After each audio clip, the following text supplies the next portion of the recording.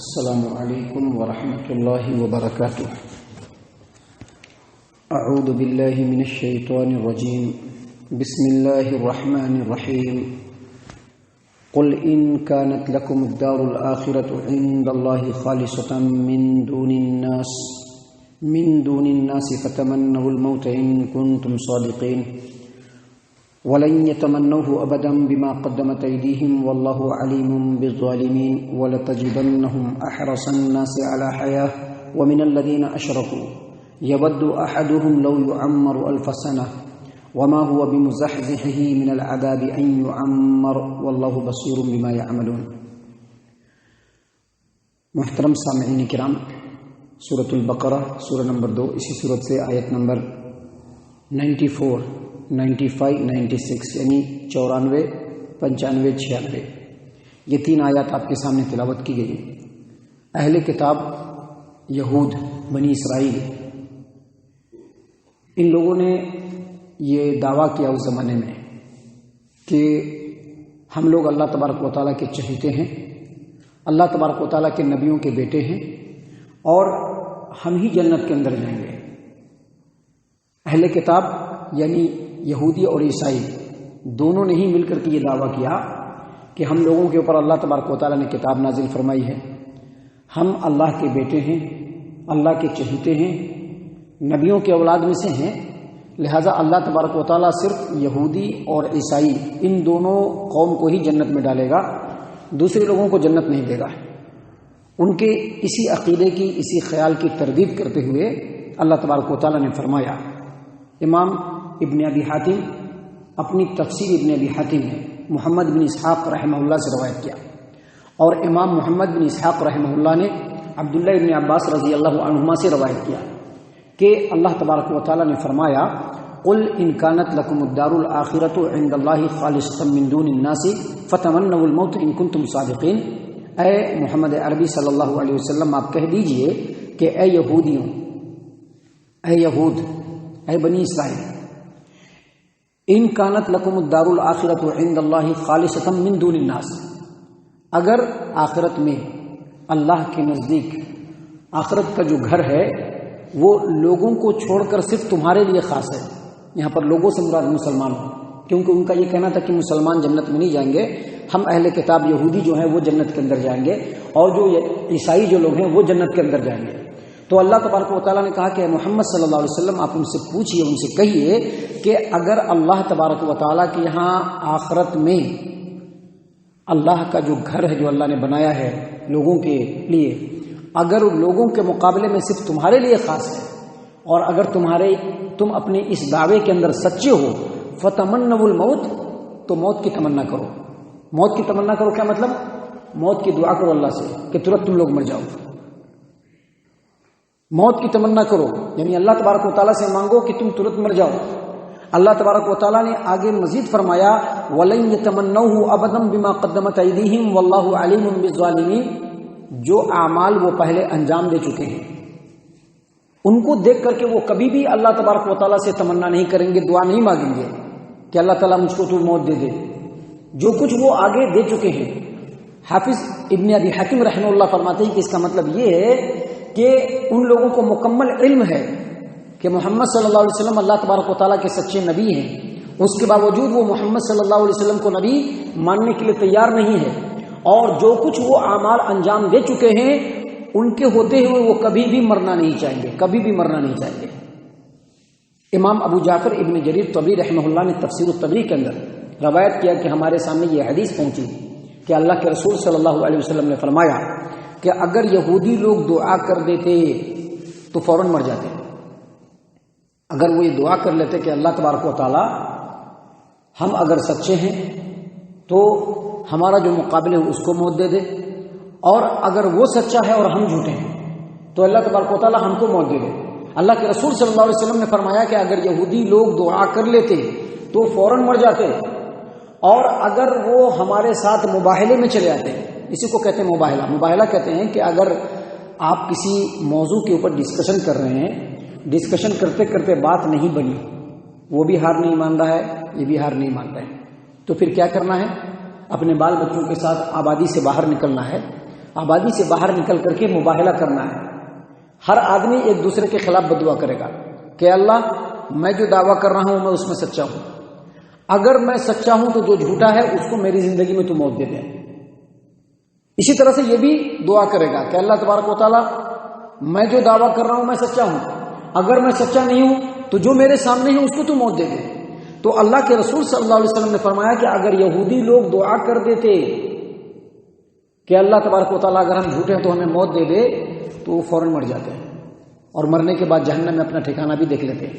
اور اگر وہ مباہلہ کے لیے چلے آتے تو پھر اپنے مال و اولاد کو اور اپنے بال بچوں کو کبھی بھی نہیں دیکھ سکتے تھے. اسی بات کو اللہ تبارک و تعالیٰ نے یہاں پر بیان فرمایا ہے کہ آپ کہہ دیجئے نبی صلی اللہ علیہ وسلم ان کانت لکم الدار الآخرۃ عند اللہ خالصۃ من دون الناس فتمنوا الموت ان کنتم صادقین.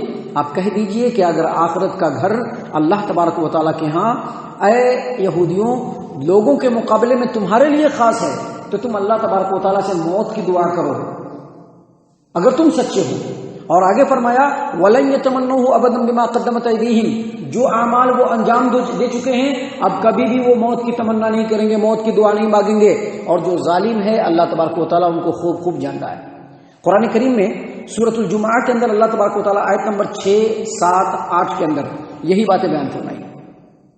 یہ جو یہود و نصارہ ہے ان لوگوں نے خیال کیا، کیا خیال کیا کہ جنت میں صرف ہم لوگ جائیں گے، مسلمان جنت کے اندر نہیں جائیں گے. اللہ کے رسول صلی اللہ علیہ وسلم نے ان کو چیلنج کیا. اللہ تبارک و تعالیٰ نے قرآن کریم کے ذریعے سے ان کو چیلنج کیا کہ ایک کام کرو تم لوگ آ جاؤ میدان کے اندر اور دعا کر لیتے ہیں کہ جو سچا ہے اس کے مقابلے میں جھوٹا مر جائے اس کو موت مل جائے. تو ان لوگوں نے فوراً انکار کر دیا کہ نہیں ہم نہیں آ سکتے. اس سے تمام لوگوں کو پتہ چل گیا کہ یہ لوگ ظالم ہیں، یہ لوگ جھوٹے ہیں. اور یہ لوگ جو یہ کہتے ہیں کہ صرف ہم جنت کے اندر جائیں گے مسلمان جنت کے اندر نہیں جائیں گے، یہ بات سراسر جھوٹ ہے، یہ بات سراسر جھوٹ ہے. اسی لیے اللہ تبارک و تعالیٰ نے یہاں پر بیان فرمایا وَلَن يَتَمَنَّوهُ أَبَدًا بِمَا قَدَّمَتْ أَيْدِيهِمْ وَاللَّهُ عَلِيمٌ بِالظَّالِمِينَ. اور یہ لوگ جو کچھ اعمال پہلے انجام دے چکے ہیں اس کو دیکھ کر کے یہ لوگ کبھی بھی موت کی تمنا نہیں کریں گے اور ظالموں کو اللہ تبارک و تعالیٰ خوب خوب جانتا ہے. سامعین کرام آگے اللہ تبارک و تعالیٰ نے بیان فرمایا وَلَتَجِدَنَّهُمْ أَحْرَصَ النَّاسِ عَلَىٰ حَيَاةٍ. یہودیوں میں سے ہر ایک لوگوں کے مقابلے میں زندگی جینے کا بہت زیادہ حریص ہے، ان کو بہت زیادہ حریص ہے کہ ہم لمبی زندگی جئیں. لوگوں کے مقابلے میں یہود کے اندر یہ صفت ہے کہ وہ چاہتے ہیں کہ بہت لمبی زندگی جئیں. کیوں لمبی زندگی جئیں؟ اس کی تفسیر میں مفسرین نے یہ بیان کیا ہے کہ ان کی جو کرتوت ہے اس کو وہ خوب جانتے ہیں. آپ آج کے ڈیٹ میں بھی دنیا کے جو پولیٹیکل جو ٹرننگ پوائنٹس ہیں، جو بھی معاملات ہو رہے ہیں، اگر اس کے گہرائی میں جا کر کے دیکھیں گے تو جتنے بھی جرائم دنیا کے اندر ہو رہے ہیں اس کے پیچھے یہودیوں کا ہاتھ ہے. جتنے بھی مسائل کھڑے ہوئے ہیں اس کے پیچھے یہودی لوبی کام کر رہی ہے. جتنے بھی فحاشیاں، بے حیائیاں، بد کرداریاں دنیا کے اندر ہو رہی ہیں اس کے پیچھے یہودیت کا جو ہے ذہن کام کر رہا ہے. کیوں کہ یہ جو جرم کرنا ہے یہ ان کا پیشہ ہے، شروع سے ان کی فطرت کے اندر شامل ہے. اسی لیے اللہ تبارک و تعالیٰ نے یہاں پر بیان فرمایا وَلَتَجِدَنَّهُمْ أَحْرَصَ النَّاسِ عَلَىٰ حَيَاةٍ. لوگوں کے مقابلے میں آپ یہودیوں کو دیکھیں گے کہ وہ لمبی زندگی کی چاہت کر رہے ہیں. اور صرف لوگوں کے مقابلے میں نہیں، اللہ نے مزید آگے فرمایا وَمِنَ الَّذِينَ أَشْرَكُوا، جو مشرکین ہیں جن کے پاس کوئی کتاب نازل نہیں ہے، جو اللہ اور آخرت کے بارے میں کچھ بھی نہیں جانتے ہیں، ان کے مقابلے میں بھی آپ یہودیوں کو دیکھیں گے کہ وہ لمبی زندگی کی چاہت کریں گے. کیوں؟ کیونکہ ان کو اپنے کرتوت کے بارے میں پتا ہے کہ انہوں نے کتنے برے برے کام کیے ہیں اور اب آخرت میں جانا ہے، اللہ تبارک و تعالیٰ کے سامنے منہ دکھانا ہے. تو ان کی یہ چاہت ہے کہ کسی طرح سے آخرت میں ہم نہیں جائے، لیکن ایسا نہیں ہو سکتا ہے. ہر حال میں ان کو آخرت میں جانا ہے، اللہ کے سامنے پہنچنا ہے اور اپنے اعمال کا حساب کتاب دینا ہے. اسی بات کو اللہ تبارک و تعالیٰ نے یہاں پر بیان فرمایا وَلَتَجِدَنَّهُمْ أَحْرَصَ النَّاسِ عَلَىٰ حَيَاةٍ وَمِنَ الَّذِينَ أَشْرَكُوا. اور آپ یہودیوں کو پائیں گے کہ لوگوں کے مقابلے میں لمبی زندگی جینے کے زیادہ حریص ہیں اور مشرکوں سے بھی زیادہ ان کے اندر یہ چاہت ہے. يَوَدُّ أَحَدُهُمْ لَوْ يُعَمَّرُ أَلْفَ سَنَةٍ. یہودیوں میں کا ہر ایک یہ چاہت کرتا ہے کہ ان کو 1000 سال کی عمر ملے، 1000 سال کی عمر ملے، 1000 سال تک وہ زندہ رہیں. لیکن اللہ تبارک و تعالیٰ نے آگے بیان فرما دیا، کیا بیان فرمایا وَمَا هُوَ بِمُزَحْزِحِهِ مِنَ الْعَذَابِ أَن يُعَمَّرَ. لمبی زندگی بھی ان کو جہنم سے نہیں بچا سکتی ہے، اللہ کے عذاب سے نہیں بچا سکتی.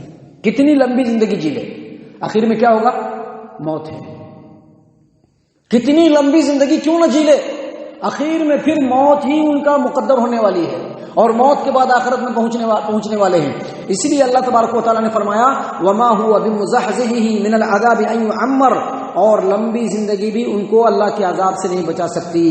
عبد الرحمن بن زید بن اسلم رحمہ اللہ فرماتے ہیں کہ یہ جو یہودی ہیں یہ مشرکین سے بھی زیادہ لمبی عمر جینے کی چاہت رکھتے ہیں، لیکن لمبی عمر اگر ان کو مل بھی گئی تو بھی کوئی فائدہ نہیں ہوگا، کیونکہ ابلیس جو ہے یہ کافر ہونے کی وجہ سے اس کی بھی بڑی لمبی زندگی ہے، جب سے ہے تب سے ابھی بھی زندہ ہے اور قیامت کے دن تک زندہ رہے گا. اس کو موت نہیں آنے والی ہے، اللہ نے اس کو زندگی دے دیا ہے، لیکن یہ لمبی زندگی اس کافر کو بھی کام نہیں آئے گی، آخر میں اس کو بھی جہنم کا ایندھن بننا پڑے گا. اسی لیے اللہ تبارک و تعالیٰ نے فرمایا وما هو بمزحزحه من العذاب ان يعمر، لمبی زندگی بھی ان کو اللہ کے عذاب سے نہیں بچا سکتی. واللہ بصیر بما یعملون، اور اللہ تبارک و تعالیٰ ان کے تمام اعمال کو دیکھ رہا ہے. سامعین کرام، یہ تمام کی تمام باتیں یہودیوں کے لیے، کیونکہ یہودی مدینے کے اندر تھے. یہ پوری کی پوری صورت مدینے کے اندر نازل ہو رہی ہے. اللہ تبارک و تعالیٰ اس کے ذریعے سے یہودیوں کی نصیحت بھی فرما رہا ہے، اور یہودیوں کی جو حقیقت ہے جو اس زمانے میں لوگوں کو معلوم نہیں تھی، اس حقیقت کو بھی اللہ تبارک و تعالیٰ بتانے کے لیے ان تمام باتوں کو بیان فرما رہا ہے. لیکن یہاں پر جو ہمارے لیے سوچنے کی بات ہے وہ یہ کہ سب سے پہلی بات، ہمیں یہ نہیں سوچنا چاہیے کہ ہم بہت لمبی زندگی جینے والے ہیں، بلکہ زندگی کے ہر لمحے میں ایسے اعمال انجام دیتے رہنے چاہیے جو آخرت میں ہماری نجات کا باعث بن جائے. اور یہ بھی یاد رکھنا چاہیے کہ جس طرح سے یہودی یہ دعویٰ کرتے تھے کہ صرف وہ جنت کے اندر جائیں گے دوسرے نہیں جائیں گے، ویسا ہم کو بھی دعویٰ نہیں کرنا چاہیے. اب یہ نہیں کہیں کہ ہم صرف مسلمان ہی جنت کے اندر جائیں گے، نہیں.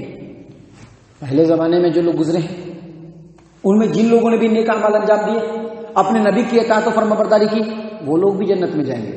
اور آج کے ڈیٹ میں بھی جو بھی اللہ اور اس کے رسول صلی اللہ علیہ وسلم پر ایمان لائے گا اور اس کے مطابق عمل کرے گا وہ بھی جنت کے اندر جائے گا. ایک یہودی اگر ایمان قبول کر لیتا ہے وہ بھی جنت کے اندر جائے گا، لیکن ایک مسلمان اگر اللہ اور اس کے رسول صلی اللہ علیہ وسلم پر ایمان رکھنے کے باوجود اپنے اعمال جنتی والے نہیں رکھے گا تو وہ بھی جنت کے اندر نہیں جائے گا.